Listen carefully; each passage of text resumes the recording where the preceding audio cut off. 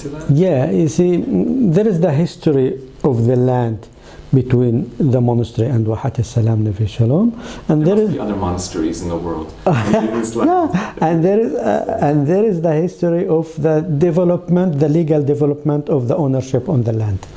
Now, when the monastery gave the land, we learned they gave it to Bruno Sar, and even before giving the land, they gave him the possibility to get a land. For designating that this piece of land, and even he start coming when he to the monastery gave him a piece of land nearby the monastery up there on the hill, and immediately he learned that the monastery exists on the occupied territories, and he didn't see that it will be proper to create a peace village inside the occupied territories.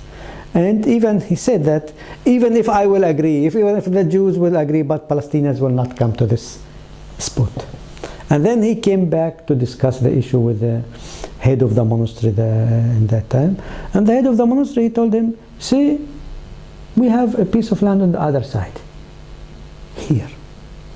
And we have spot of 400 dunams. We will give it to you as a lease for 100 years.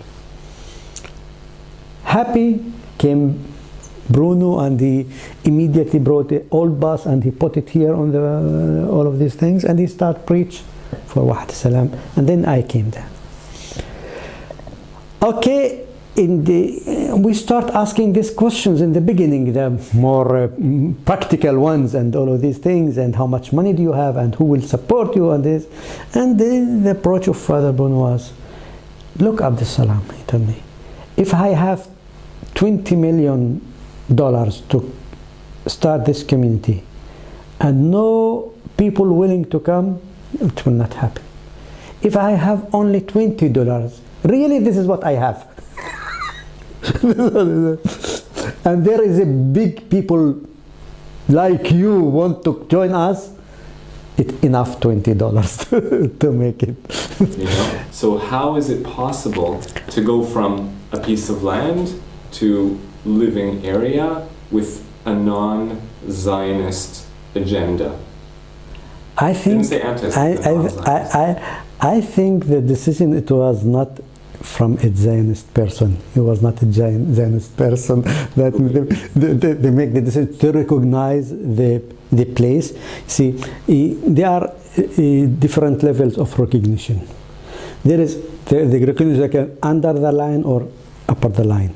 Under the line, it means that you are not a village.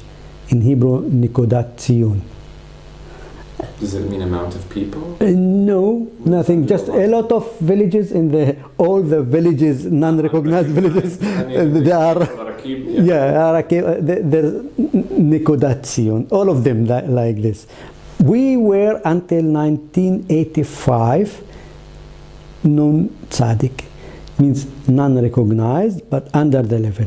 In 85, the Minister of Interior Affairs recognized us as a village. It was Dere. It's a Dere. And he was, we were not believing. And he said, I will surprise you. Himself. I think that it should be a village like this in Israel. And then he gave this recognition. I don't think that any minister today has his way of thinking like this. So but you went to him and you asked? Yeah, we went to the ministry, and then he said it's a political decision, should be decided politically. All the offices, that this is what they said. And it was not easy for him. It was a fight inside the government for that, and he said that specifically yes, Ariel Sharon was against that, and even after this recognition, when Ariel Sharon realized that he can change this recognition, he tried democratic ways how to change Wahat Al-Salam, Neve Shalom. And as an infrastructure minister, he brought a plan to enlarge the community of Wahat Al-Salam, Neve Shalom.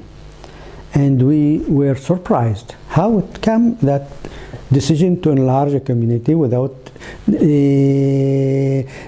agreement or speaking even with the people of that community.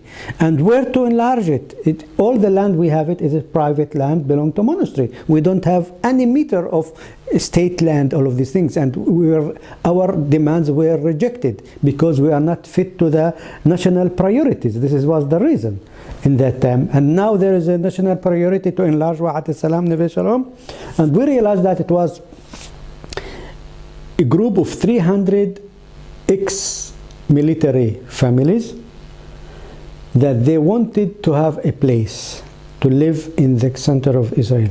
And because there is a decision that there will never be a new established village in the center of Israel from Khadera to Gadera, and if you want it, you should go there. And these people, they wanted here, and they tried with other communities.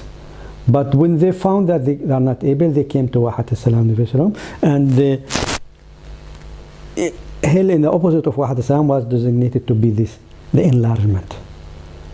Like just over here? Yes, just over here, a state land. Because we don't have and then after that we tried all our best not to let it happen. And of course, political entities have very short life, and social processes have a long life. Then, okay, we said, let's make a social process. We will go to High Court. We will enter to negotiations. We will see and we will meet what way we can benefit from this decision and all of these things. But our aim, it was in the beginning, stop this thing. And then it was, even Ariel Sharon himself came and he was explaining how in this area, Bab el-Wad, it will never be an Arab community. They will let the Arabs in Wahat Al-Salam, Neve Shalom stay there in their houses, but they want to make it in a democratic way, 300 Jewish families with 20 Arab families, that all decisions will be taken by Jews, not by Arabs. It's not even that the decision to destroy Imwas, Yalo and Beit Nuba, it will not be in the other hand to make an Arab village here.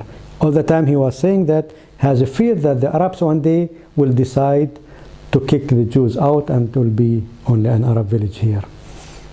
This is, but this is not things.